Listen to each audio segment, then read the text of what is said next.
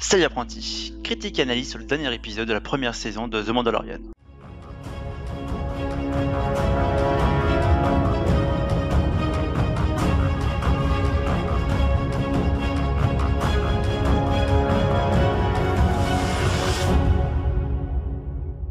Nous sommes enfin arrivés à l'épisode 8 de The Mandalorian saison 1. C'est vraiment du lourd, ça envoie vraiment du lourd cet épisode, franchement je l'ai bien aimé. Il se passe beaucoup de choses dans cet épisode. D'ailleurs l'épisode est un peu plus long je trouve, parce que la vidéo fait à peu près 45 minutes. Ok, il y a un résumé un peu plus long aussi, mais j'ai l'impression que ça dure un peu plus d'une demi-heure. On doit être plutôt sur peut-être 35 minutes, 40 minutes. Voilà, c'est un épisode beaucoup plus chargé que les autres niveau information. Il y a beaucoup d'informations, il se passe énormément de choses, comme je l'ai dit. Comme je l'avais annoncé pour le précédent épisode, on est dans la suite directe là, il n'y a pas de temps de pause entre les deux. C'est vraiment une continuité, hein.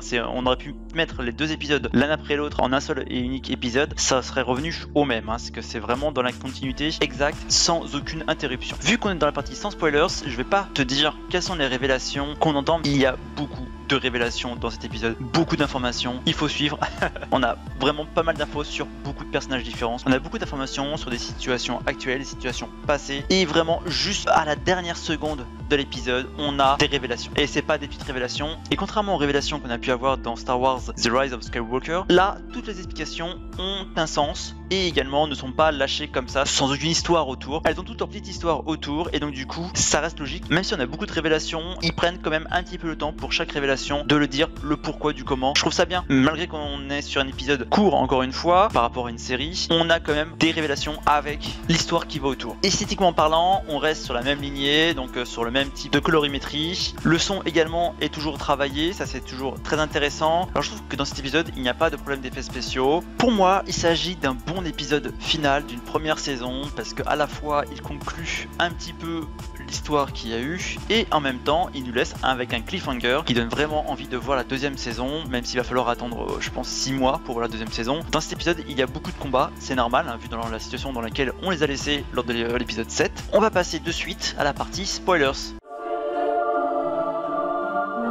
Nous revoici dans la partie spoilers. Alors, déjà on commence l'épisode avec un dialogue entre les deux impériaux qui étaient sur leur speeder, qui sont allés chercher le mini Yoda. Dans cet épisode, on n'a toujours pas son nom. De toute façon, je pense personne lui a donné de nom, donc il va falloir qu'au bout d'un moment, Mando lui donne un nom. Je trouve ça assez intéressant cette discussion entre les deux impériaux sur leur speeder, et notamment, il y en a un qui veut vraiment voir à quoi ressemble cette chose qui a été ramassée. Il ne sait pas ce que c'est. Même l'autre, il ne sait pas ce dont il s'agit. D'ailleurs, il dit, bah en fait, moi je l'ai juste vu comme ça, je l'ai ramassé puis point barre. Je m'en suis pas occupé. D'ailleurs, on pouvait s'attendre à ce que le mini Yoda utilise la force, puisque plusieurs reprises il se fait frapper, donc on se dit bah il va les étrangler avec la force. C'est pas le cas, parce qu'il y a l'intervention d'IG-11 qui arrive, et on voit que IG-11 a été parfaitement reprogrammé par Quill. Ces deux impériaux là, franchement ils nous semblent bien plus humains que tous les autres impériaux en fait qu'on a pu rencontrer. On voit vraiment que bah en fait ils sont là, ils obéissent aux ordres, ils s'ennuient un petit peu, ils essayent de tirer sur un objet qui est par terre. Bon, aucun d'eux n'arrive à le toucher, même au bout d'un moment ils disent mais c'est mon blaster qui va pas ou c'est moi. Confirmation également que IG-11 a bien conservé ses protocoles de combat, il est devenu un droïde qui protège un enfant et qui va protéger également les autres membres de son groupe. D'ailleurs ce petit détail fait changer d'avis Mando sur ce droïde en particulier, parce que du coup il va regretter le suicide de IG-11. On voit que le Moff Gideon est assez craint par tout le monde, donc les trois qui sont enfermés dans ce local craignent quand même ce Moff. Il a une réputation parmi les impériaux et également parmi ses ennemis, et il faut pas le déranger, parce qu'on apprend même dans les conversations au début qu'il a tué un officier juste parce qu'il l'avait dérangé. Et on voit que le Moff Gideon ce n'est pas non plus n'importe qui, parce que il est très pragmatique, il prend son temps, il sait à ce moment-là qu'il a l'avantage, et également on voit qu'il est quand même assez bon au tir, parce que quand il utilise son blaster à chaque fois il fait mouche. Détail aussi important, Moff Gideon connaît très bien les trois en face de lui. Le Moff Gideon connaît très bien Cara Dune, parce que déjà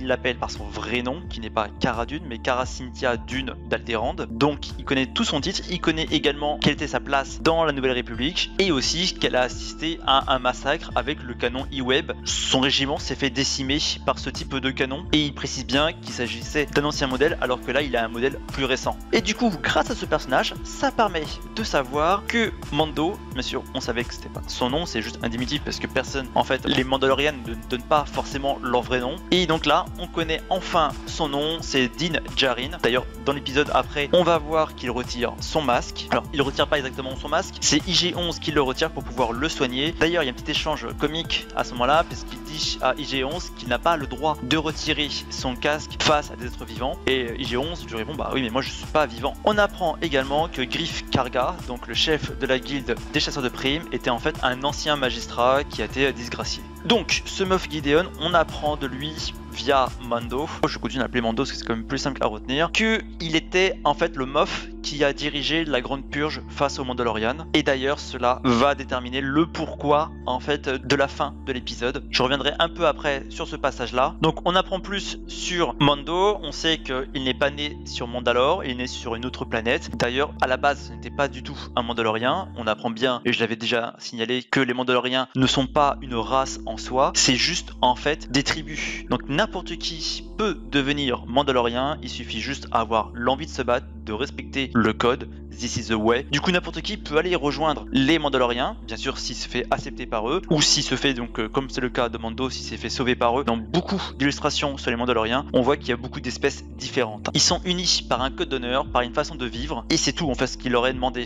Ils s'en moquent complètement de l'espèce. D'ailleurs c'est pour ça qu'ils mettent des casques, c'est pour éliminer toute différenciation qu'il pourrait y avoir autre que par l'armure, et bien sûr par leurs actes. Pour ça aussi qu'ils mettent un écusson spécial à chacun, c'est pas par rapport à la tribu, mais c'est du coup ça les détermine eux. Et donc on voit qu'à la fin de l'épisode, bien sûr, Mando a l'écusson du Mudorn. Le mini Yoda utilise une nouvelle fois la force dans cet épisode pour bloquer le jet de flamme qui arrive donc vers lui et vers le reste du groupe, et pour renvoyer ce jet de flamme contre le trooper. Petit moment triste à nouveau dans cet épisode, parce qu'on voit que quasiment tous les Mandaloriens qui étaient sur cette planète de Nevarro se sont fait tuer. D'ailleurs on voit que toutes leurs armures, tous leurs casques, etc. sont entreposés au même endroit, et on voit d'après leurs armures qu'en fait ils se sont bien fait tuer, puisqu'il y a dans plusieurs casques, on voit des trous au niveau du casque. Donc on apprend qu'en fait il s'agit des impériaux qui sont arrivés sur la planète, donc sans doute dirigés par le Moff Gideon, qui en plus du coup a déjà participé à une purge contre les Mandaloriens, donc il sait parfaitement comment les combattre. L'armurière a survécu, on peut voir qu'elle sait très bien se battre avec ses outils de forgeron, et que ce n'est pas rien puisqu'elle arrive à éclater complètement les casques avec son marteau. Jusqu'à présent on n'avait jamais vu des casques exploser complètement avec des armes contendantes. Pour la première fois de cette série, il y a la mention des Jedi. On a attendu jusqu'au épisode 8 pour entendre le mot Jedi, donc ils n'ont pas encore utilisé le mot force. Quand l'armurière raconte que le mini Yoda n'est pas un ennemi, mais que ceux de son espèce en fait le sont, elle parle pas des autres de l'espèce de type mini Yoda, elle parle des Jedi, parce qu'effectivement les Jedi ont été ennemis des Mandaloriens. Le cliffhanger de fin qui est aussi une révélation qui va plaire à l'un de mes abonnés, parce qu'il avait évoqué ce sujet là dans une précédente vidéo. On voit le sabre laser noir, le sabre laser que possèdent les Mandalores. Ce sabre laser noir est unique, il est vraiment unique dans toute la galaxie Star Wars, parce que c'est le seul qui a une lame noire ainsi. D'ailleurs son propriétaire initial, celui qui l'a fabriqué,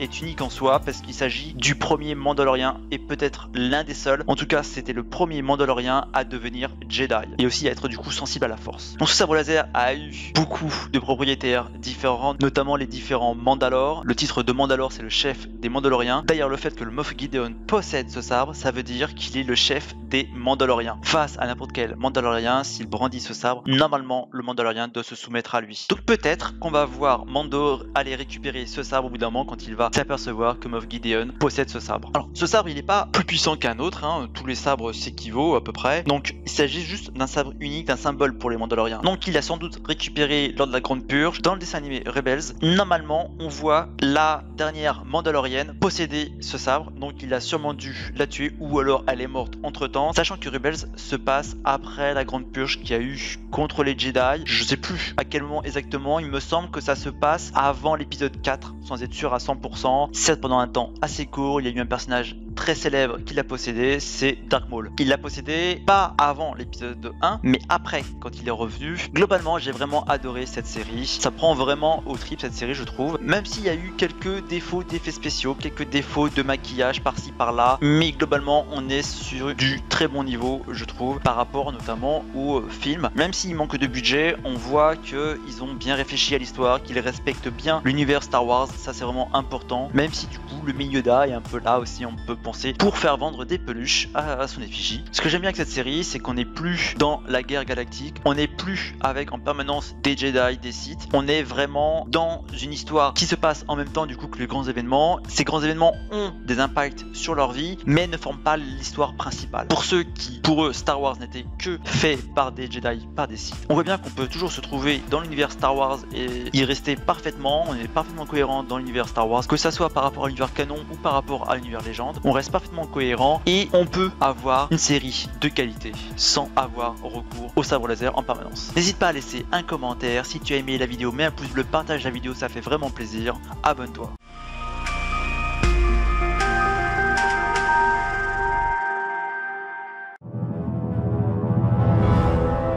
Bienvenue dans la partie bonus. J'ai déjà évoqué pas mal de choses sur cette série, donc maintenant je voudrais avoir ton avis global sur la série, donc mets ça en commentaire et également donne-moi tes pronostics sur l'avenir de Mando et également l'avenir du mini Yoda, notamment s'il va pencher du côté lumineux, du côté obscur ou être à l'équilibre entre les deux. Merci d'avoir regardé la vidéo jusqu'au bout, à bientôt.